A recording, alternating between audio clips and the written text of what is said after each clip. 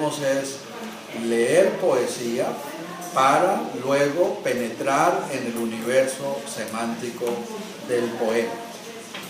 De los cuadernos que ustedes tienen, escojan un poema, puede ser al azar, puede ser por el título, escojan un poema y vamos a vivir la experiencia inicial, cuál es la de saber leer un poema a otros, que por allí es que logramos hacer interesar a quienes no hacen parte de la comunidad letrada, leyendo de un modo adecuado poemas a otros, que es en sí lo que constituyen los talleres de poesía, que convergerá luego en la escritura de poesía. No todos, digamos, los que asisten a un taller de poesía se esperan que escriban poesía, pero sí se espera que haya una cualificación del modo de leer poesía. Esto sí es esencial.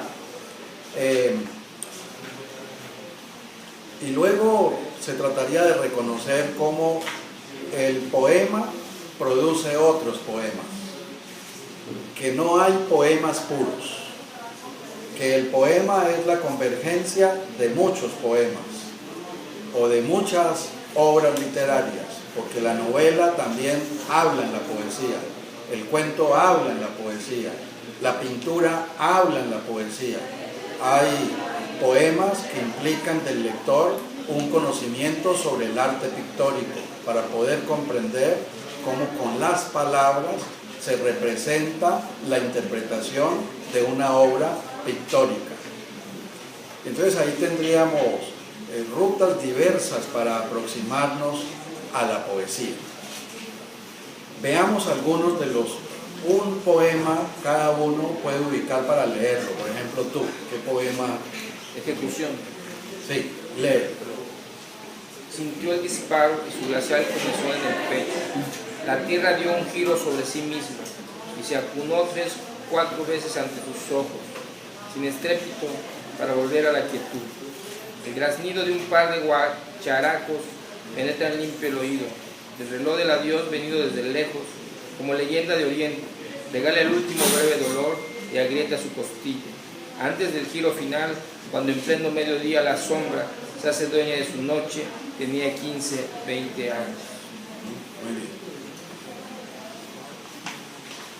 Tenemos aquí un poema que fluye narrativamente. Es importante, dentro de la aproximación que hacemos al poema, tratar de caracterizarlo en lo que sería sus tonos, la manera como se estructura el mundo nombrado en el poema. Y en este caso, como pudimos escuchar, que está bien leído, ese es el primer aspecto, insisto, clave, saber leerle poesía a otros. Y hay que leerle a los niños poesía. La poesía es el arte más exigente entre todos, por el nivel de abstracción que exige, que no es lo mismo que leer un cuento o una novela, porque la poesía está construida sobre todo con metáforas intensas, ¿no? Que se enlazan entre sí y que dan lugar a la alegoría. La poesía tiende a ser muy alegórica, solo en la medida en que logramos comprender metáforas que se van enlazando, logramos desentrañar la intencionalidad del poeta que habla en los poemas. Este es un primer poema pues que escuchamos a través de la lectura oral de alguien que lo hace, que se espera también un nivel alto, ¿no?, del poema en su lectura, para hacer interesar al otro a leerlo directamente. Esta es la estrategia. Lo leemos también que el otro quiere leerlo él solo, directamente. Es decir que los talleres de poesía de lectura crítica de poesía comienzan por allí, haciendo que el otro se interese por leer directamente. Pero cuando no hay esta experiencia de leer oralmente poesía a otros, no podemos esperar que haya lectores críticos. No es posible, ¿no? Y si no hay materiales que circulen en los distintos municipios, en la ciudad, para leer como estos materiales, igualmente, de nada sirve resaltar la importancia de la lectura, porque todos hablamos de la importancia de la lectura, pero nunca nos preguntamos ¿y qué hay para leer? Ahí es donde viene la convergencia con José Vasconcelos, que ya referenciaba. José Vasconcelos le decía al otro contradictor que había que propiciar condiciones para que la gente leyera más allá de la cartilla alfabetizadora. Y entonces Vasconcelos lanza un decálogo, su decálogo, donde aparecen los poemas homéricos, aparecen los poetas latinos, aparece el Quijote, aparece Goethe, aparecen libros relacionados con la literatura mexicana, asimismo libros relacionados con la agricultura, porque Vasconcelos consideraba que no se trataba solo de leer literatura, sino también de textos que responden a necesidades prácticas de los seres humanos. Entonces, fíjense ustedes que en su tiempo decían, pero este tipo está loco, ¿cómo va a ordenar que se impriman 100.000 ejemplares de los poemas homéricos que se distribuyan por todo el país, si es un país de analfabetas, en 1925? Y la gente lo veía como loco, pero él sabía a qué le estaba apostando. Es esto que acabo de decir. Si no hay nada para leer, pues no esperemos que haya lectores.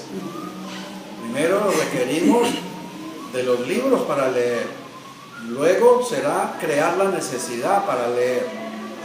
Y bueno, eso es canalizar procesos culturales apuntando a la construcción de sociedades con equidad, ¿no? Porque ese es el propósito cuando ya se logra tener comunidad letrada. Vamos a leer otro poema distinto al que se leyó y también lo comentamos.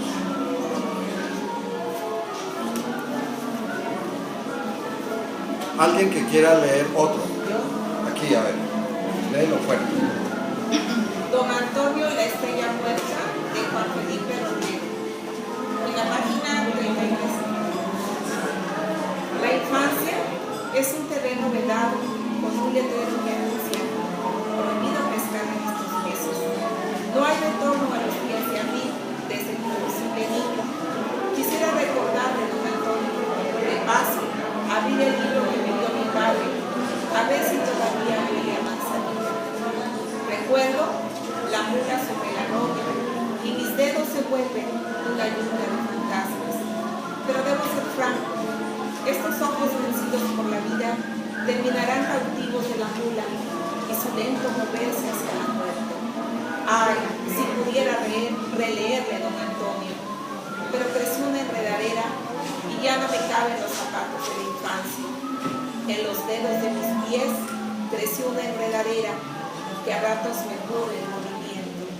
El arrastre lento de la mula entre peces de sal y sombras que agonizan. Lleva acaso como eco en la Ilíada el fantasma gritado.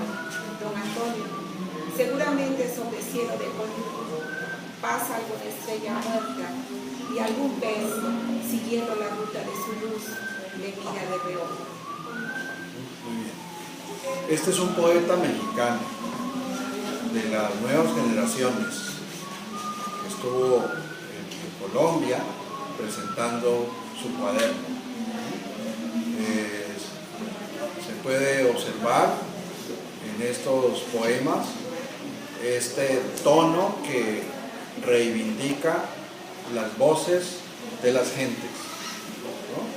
Y cómo el lenguaje trata de acoplarse a lo que son los lenguajes de la calle, los lenguajes del campo, los lenguajes de espacios abiertos. Digamos que esa es una posibilidad de hacer poesía, saber escuchar los lenguajes diversos en los que nos movemos y luego saber cultivarlos con la escritura. Y ahí es donde viene el trabajo dispendioso. Hacer poesía no es simplemente, así como dije con la lectura, escribir lo que primero se me ocurre y dejarlo allí. Lo que primero se me ocurre es solo una imagen, es un punto de partida. Todos ustedes quienes escriben poesía lo saben, que esa primera imagen es un material que se va procesando, que no hay un tiempo determinado donde uno diga de este tiempo a este tiempo escribo el poema y así queda, ¿no? Porque hay autores incluso que después de tener los poemas publicados los revisan. Entonces ustedes recordarán libros donde se dice edición revisada por el autor.